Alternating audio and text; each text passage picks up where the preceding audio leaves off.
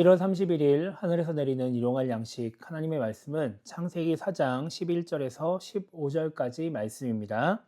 땅이 그 입을 벌려 내 손에서부터 내 아우의 피를 받았은즉 내가 땅에서 저주를 받으리니 내가 밭을 갈아도 땅이 다시는 그 효력을 내게 주지 아니할 것이요 너는 땅에서 피하며 유리하는 자가 되리라. 가인이 여호와께 아뢰되 내 죄벌이 지기가 너무 무거우니이다. 주께서 오늘 이 지면에서 나를 쫓아내시온즉 내가 주의 낯을 배웁지 못하리니 내가 땅에서 피하며 유리하는 자가 될지라. 물은 나를 만나는 자마다 나를 죽이겠나이다. 여호와께서 그에게 이르시되 그렇지 아니하다. 가인을 죽이는 자는 벌을 7배나 받으리라 하시고 가인에게 표를 주사 그를 만나는 모든 사람에게서 죽임을 면하게 하시니라.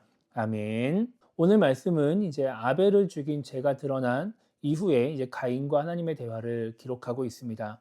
하나님은 이제 가인의 죄를 드러내신 후에 이제 아담과 하와에게 그렇게 하셨던 것처럼 이제 죄의 대가를 치르게 하시죠. 11절 말씀 보면 그 대가가 나오고 있습니다. 내가 땅에서 저주를 받으리니 라고 말씀하고 있고 또 12절 보면은 내가 밭을 갈아도 땅이 다시는 그 효력을 내게 주지 아니할 것이요 너는 땅에서 피하며 유리하는 자가 되리라 라고 말씀하고 있죠. 땅에서 저주를 받아 또 땅이 효력을 주지 않는다라고 하는 것은 농사를 지어도 수확하는데 이제 어려움을 겪을 것이다라는 말씀입니다. 그리고 이제 유리하는 자라고 하는 말은 이제 거처를 계속해서 옮겨 다니게 된다는 뜻을 갖고 있죠. 가인은 이제 농사하는 사람이었습니다. 그렇기 때문에 뭔가 땅이 효력을 주지 않는다라는 것도 되게 가인에게는 치명적인 일이고 그리고 유리하는 자라고 하는 것은 거처를 계속해서 옮겨 다녀야 된다라고 하는 것은 이제 안정적인 농사를 지을 수 없기 때문에 이 가인에게는 아주 치명적인 그런 이제 타격을 주게 되는 것이죠. 그러니까 가인의 생업에 영향을 주는 그런 저주를 가인이 받게 되는 것입니다. 우리가 창세기 말씀을 통해서 이제 계속해서 살펴보고 있지만 이 죄를 짓는 인간의 모습을 통해서 우리가 알 수 있는 것은 결국 인간은 죄의 대가를 치르게 되어 있다라는 것입니다. 하나님의 창조 섭리 속에서 인간이 죄를 지으면 하나님은 죄에 대한 대가를 치르게 하셨습니다. 이것은 우리가 살아가는 세상의 원리에도 동일하게 적용이 되죠. 법적으로 우리는 모든 죄에, 법적으로 기록되어 있는 모든 죄에 대가를 치르게끔 기록이 되어 있습니다. 그렇게 죄에 대한 대가를 치르게 되자 그 죄에 대한 대가로 생업을 더 이상 영해 나갈 수가 없고 또 땅으로부터 저주를 받게 되자 가인은 이렇게 말을 합니다. 13절 보면 내 죄벌이 지기가 너무 무거우니이다 라고 말을 하죠. 그리고 14절과 14절 말씀 보면은 죄의 대가로 인한 피해를 이제 걱정하는 가인의 모습을 기록하고 있습니다. 가인이 이렇게 사람들이 자기를 죽일까봐 걱정을 하고 또 두려워하자 15절 보면은 하나님은 그를 만나는 모든 사람에게서 죽임을 면하게 하시면서 그 죄의 대가를 줄여주십니다. 하나님이 죄의 대가를 줄여는 주시는데 죄의 대가를 없애주지는 않으시죠.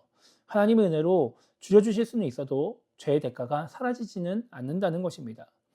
우리가 짓는 죄에도 대가가 있습니다. 이것이 뭐 법적인 그런 문제가 있을 수도 있고 또 하나님과의 관계에서 문제가 있을 수 있고 또 사람과의 관계에서도 문제가 생길 수 있죠. 그것이 다 결국 우리가 짓는 죄의 대가, 우리의 잘못의 대가입니다.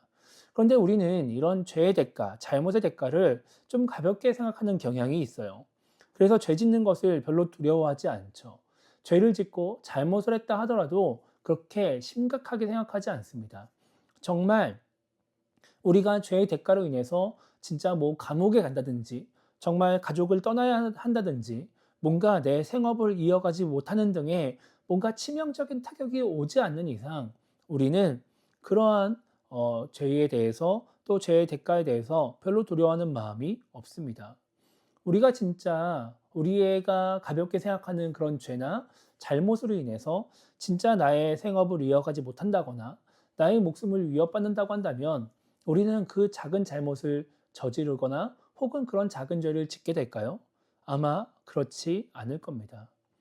우리가 정말 죄의 대가를 두려워하지 않고 잘못의 대가를 두려워하지 않아서 계속해서 죄를 짓는다거나 잘못된 삶을 살아가다 보면 결국 우리는 우리가 감당하지 못할 대가를 치를 수 있습니다.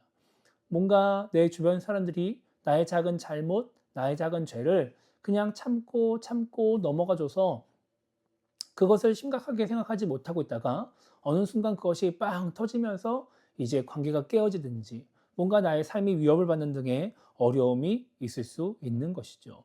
그래서 우리가 지금 되게 심각하게 생각하지 않는 작은 죄나 작은 잘못이라 할지라도 거기에는 대가가 있음을 기억하며 살아야 하는 것입니다. 우리가 또 오늘 말씀을 통해서 생각해 볼 수 있는 것은 그렇게 우리가 죄에 대한 대가를 치러야 하지만 그 인간을 대신해서 죄의 죄값을 치르시고 대신 대가를 치르신 예수님의 사랑이 얼마나 대단한지 우리는 또 알 수가 있습니다. 하나님의 섭리 속에서 원칙적으로 인간의 죄의 대가는 목숨이었습니다. 선악과를 먹으면 죽는 것이 인간이 치러야 될 죄의 대가였죠. 그런데 하나님은 인간의 목숨을 바로 뺏어가지 않으셨습니다. 하나님이 은혜를 베푸신 겁니다. 죄의 대가가 사라지진 않았지만 대가를 낮춰주셨죠. 구약에도 그래서 보면은 이제 하나님께 제사를 드릴 때, 특히 이제 속죄 제물을 드릴 때 동물에게 죄를 전이해서 동물의 목숨을 바침으로써 대신 인간의 목숨을 부지하는 그런 것들을 우리가 보게 됩니다.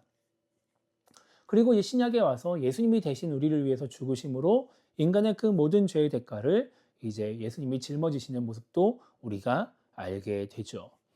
예수님을 믿는 자로서 우리가 왜 하나님의 뜻을 이루며 하나님을 기쁘시게 하며 살아야 할까요? 그것은 우리가 아무리 수고하고 애를 써도 하나님이 우리에게 주신 그 은혜를 갚을 수가 없기 때문입니다.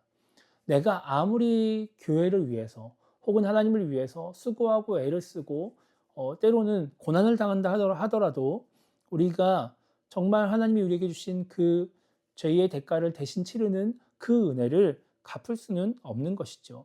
때로는 그렇게 신앙생활 하는 것이, 때로는 헌신하는 것이, 하나님의 뜻을 이루는 것이 그렇게 우리에게 버겁게 느껴질 수도 있습니다. 그때 우리는 나를 대신해서 내 죄값을 치르신, 내 죄의 대가가 되어주신 예수님을 생각하며 그 사명들을 감당해 나가야 할 것입니다. 그래서 오늘 하루를 시작하면서 우리가 이렇게 기도했으면 좋겠습니다. 하나님, 죄에 대한 대가가 있다는 사실을 잊지 않게 하시고 그래서 죄 짓는 것을 두려워하고 죄를 심각하게 생각할 줄 아는 신앙인이 되게 해주십시오 라고 기도했으면 좋겠고요. 또한 내 죄의 대가가 되어주신 예수님의 은혜와 사랑을 잊지 않고 그 은혜에 보답하며 하나님의 뜻을 이루기 위해 살아가는 우리의 삶이 되게 달라고 기도하며 오늘 하루를 시작했으면 좋겠습니다. 그렇게 삶 속에서 죄를 경계하며 하나님의 뜻을 이루어가며 하나님의 기쁨이 되는 우리 모두가 되기를 주님의 이름으로 축복합니다.